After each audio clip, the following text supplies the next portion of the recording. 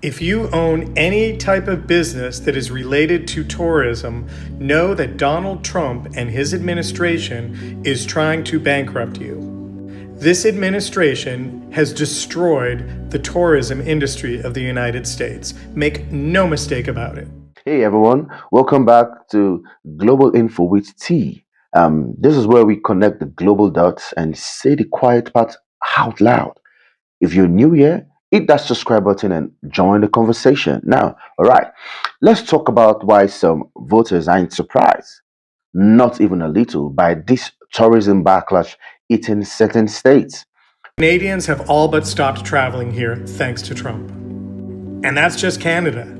All the other countries around the world have stopped traveling here. Friends of mine who recently traveled to and from Europe have reported half-empty planes. If you own a vacation rental or a small hotel, a bed and breakfast, whatever, you notice it. Everything is down. Business is way down. And they're continuing to do everything to hurt the tourism business, not help. Including this doozy that they came up with today. Tourists to the United States would have to reveal 5 years of social media activity under a new Trump plan. It's just insane. The proposed plan would apply to tourists of countries not currently required to get a visa to visit the United States, including Britain and France. So our friends from across the pond, when they want to come to the United States, they have to go through some process to show all of their social media and make sure they're not saying anything bad, I guess, about Trump and the U.S. So in a notice published on Tuesday, the U.S. Customs and Border Protection Agency, CBP, said it would also require any telephone numbers used by visitors over the same period and any email addresses used in the last decade, as well as face fingerprint, DNA, and iris biometrics. This is for people to visit the United States from Britain, France, Australia, Germany, and Japan. They're literally destroying tourism for the United States. This is apparently what you all voted for. This is going to affect everybody. It's going to affect airlines. It's going to affect hotels, the biggest hotels in the world. It's going to affect everything. Tourists coming over here are going to have to go through a litany of inspection of their social media, their email addresses, their phone numbers. Give me a break. How is that going to help anyone? He's doing exactly what I said he was doing. He's not here to help. He hasn't done one positive thing for us in the United States. He's dismantling and destroying everything. And in the end, he's going to give the big middle finger to everyone and laugh on his way out. You watch. Oh, and wait till the World Cup comes to the United States, right? We're hosting with Canada and Mexico next year. FIFA has said it expects it will attract 5 million fans to the stadiums and millions more visitors to the US, Canada, and Mexico. Not anymore. Not if this stupid law goes into effect. And according to The Guardian, tourism to the United States has already dropped dramatically in Trump's second term as the president has pushed a draconian crackdown on immigrants, including recent moves to ban all asylum claims and stop migration entirely from more than 30 countries. California tourism authorities are predicting a 9% decline in foreign visits to the state this year, while Hollywood Boulevard in Los Angeles reported a 50% fall in foot traffic over the summer. And Las Vegas, where I had just visited, has been badly hit by a decline in visits, worsened by the rise of mobile gambling apps. As mentioned, Canadian residents who made a return trip to the United States by car dropped 36.9% in July of this year. And in case you didn't know, the U.S. has already started squeezing foreign tourism in other ways, slapping an additional $100 fee per foreign visitor per day to visit national parks such as the Grand Canyon and Yosemite, on top of the regular admission fees. So the revenge tour continues. So, came to Las Vegas for the first time, me and my friends, because we all turned 60. This is a freaking ghost town. I created content about how the travel industry is being hit, especially Las Vegas. This place is a ghost town. There are restaurants inside of all these gorgeous hotels. The doors are shut. I hopped into a Lyft because I don't use Uber. Don't use Uber, you guys. And the Lyft driver, I asked how he was doing, and he said, okay, but business is really tough right now. because there's not that many as many tourists coming in needing an Uber or a Lyft. And I said, is this what you do for a living normally? And he said, no, I'm a real estate agent, but everybody in real estate right now is suffering. And all of us agree nothing's going to get better until we have a change in administration. He came right out and said it. So he's like, I had to get this side gig. When I was departing from my airport, it's a Delta hub, meaning there are something like over 200 gates. And there was a time just a couple years ago when all those gates had Delta airplanes in them. There were, I counted, at least 40 gates that were literally shuttered, not even being used, snowed in, idle storage at those gates. Like, I, we're being really distracted, but this Trump administration, Republicans are tanking our economy. I can't stress it enough. The Vegas, Nevada is suffering thanks to President Donald Trump. And yes, according to new statistics, Las Vegas, Nevada ended 2025 as one of the metro areas with the highest unemployment rate in the entire United States. Yeah, yo, only behind Fresno, California.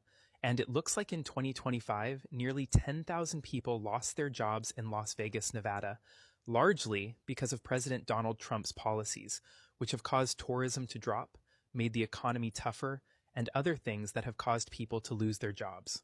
And even though it's obviously something terrible, especially for the people affected, it's worth pointing out that, unfortunately, Nevada is a state that voted for Donald Trump. So I hope all of this that's happening opens people's eyes in Nevada and that they soon vote in a smarter way.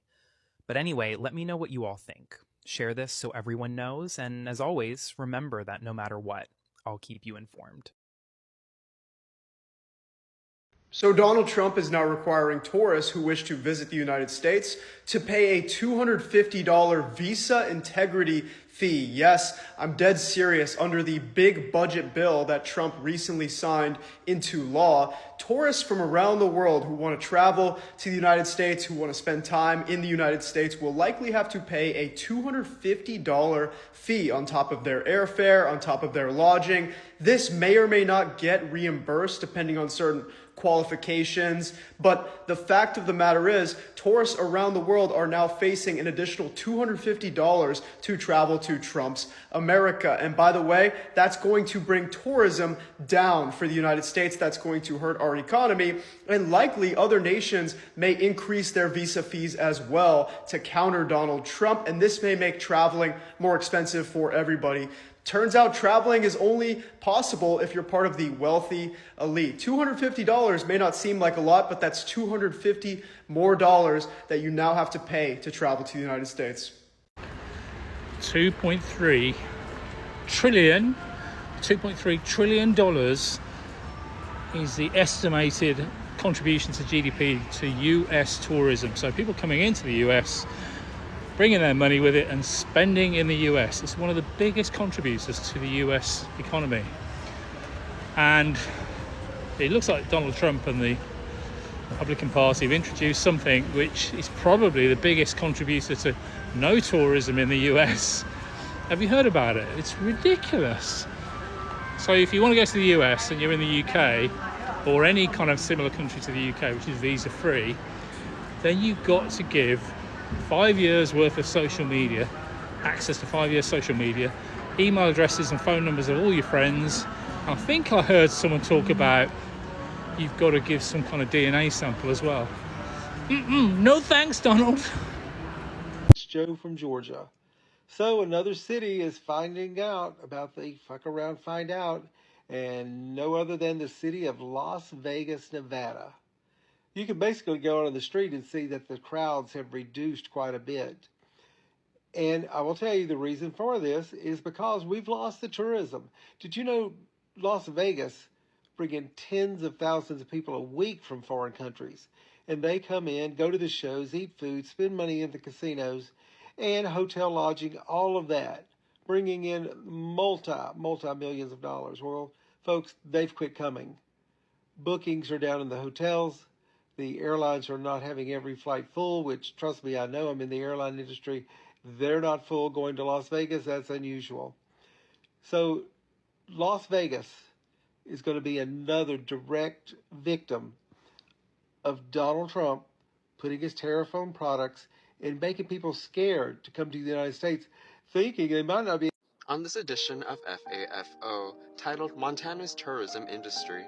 Now, this article per NPR says that U.S. ski resorts are bracing for a steep drop in international travel due to politics. And this article mainly focuses on Montana, and due to a combination of lack of weather, meaning snow, as well as Canadians withholding their travel, and some of these snow resorts up in Montana are starting to freak out because of the combination of Trump's tariffs as well as his negative rhetoric about other countries. For example, the Whitefish Mountain Resort, long known locally as Big Mountain, sits about 60 miles south of the US-Canada border and has historically gotten a quarter of its business from up north. Montana state tourism officials have tracked about a 25% drop in Canadian visitors. Now, what I will say about Canada is I actually think these numbers could be quite larger, saying that you had many Canadian travelers that were already on the fence about coming to the US just from their own financial perspective, and then they're going to feel very insulted or hurt. And as a friendly reminder, during the 2024 election, Flathead County, which has a lot of these resorts, voted 65% in favor of Donald Trump. And Montana as a whole voted 58.4% in his favor.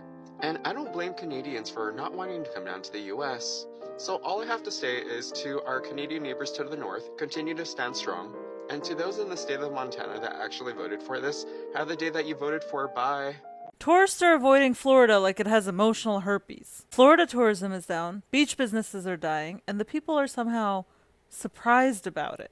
Come to Florida, where the sun burns your skin and the governor burns your identity. It's so politically toxic that even the alligators are switching parties. DeSantis is out here turning Florida into a family-friendly dictatorship.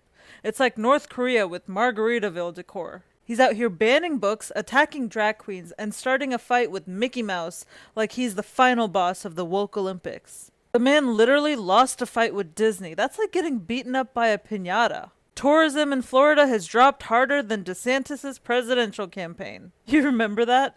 Blink and you missed it. It was like watching a wet sock run for office. The beach bars are empty. Even the piña coladas are asking, is it because I'm fruity? You know things are bad when even retired boomers are thinking of packing up and moving back to New Jersey.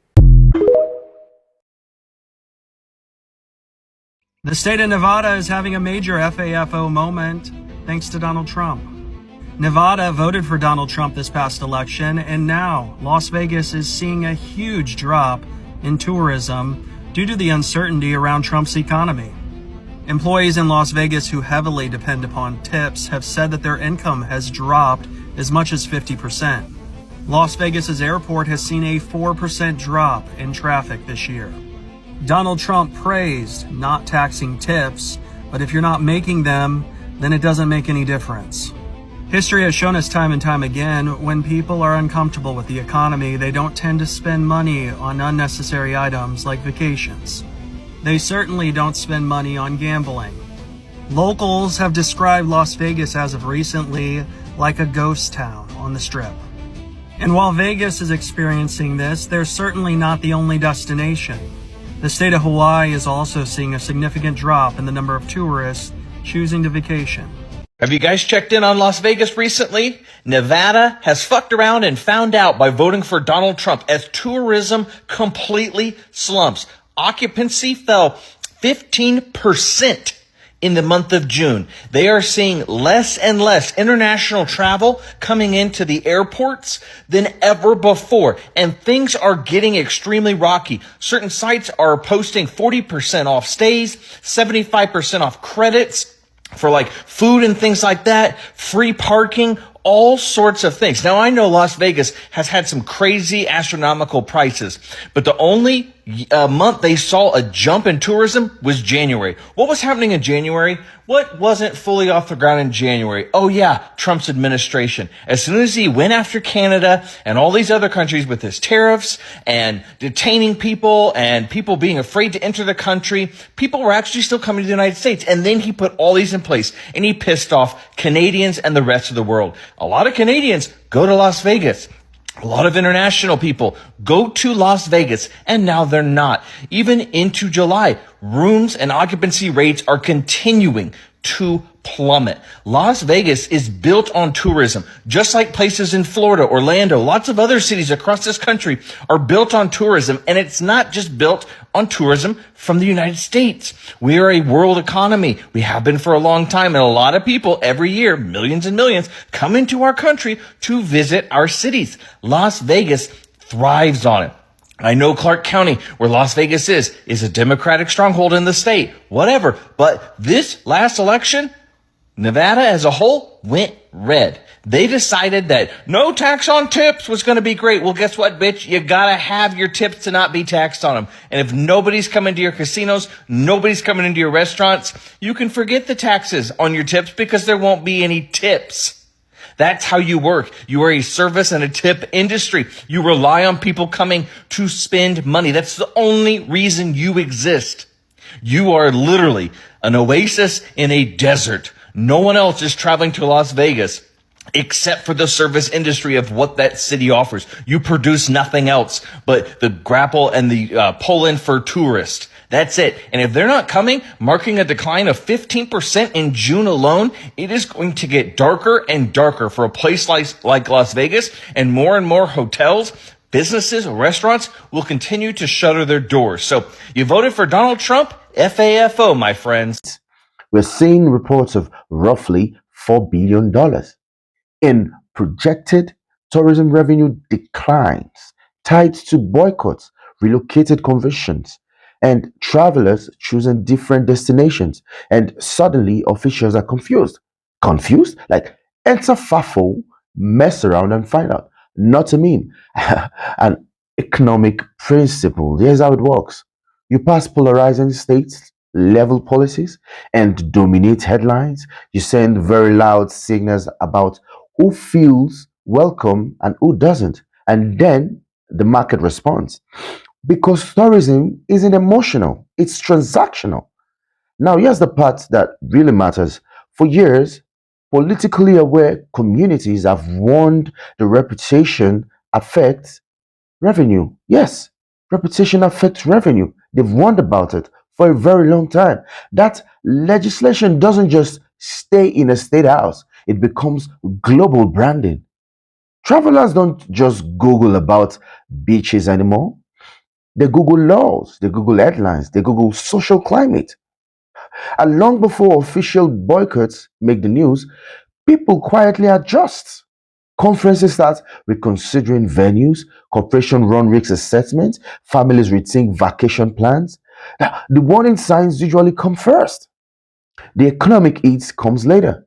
So when revenue drops and state tourism boards start scrambling, some voters are looking around like, wait, you didn't see this coming?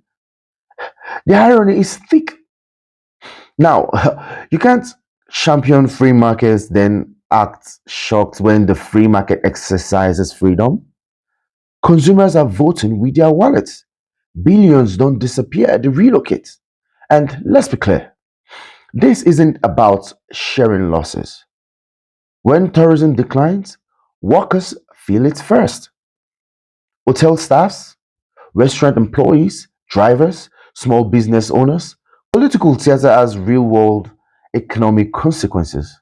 That's the part warned about. FAFO isn't about celebration, it's about predictable cause and effects, policies to perception down to profit or loss. In a global economy, perception moves fast. And once a state develops a certain image, reversing that takes more than a press conference, trust me.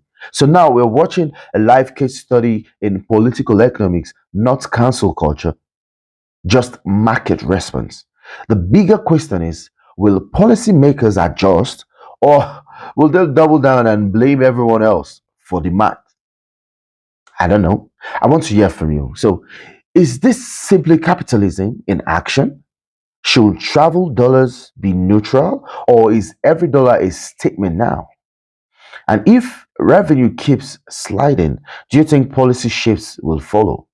Drop your thoughts below. Keep it sharp and keep it respectful. Let's talk, let's have a conversation. And credit to everyone whose video is used for this beautiful analysis. Thank you, and remember, subscribe. Hit the subscribe button.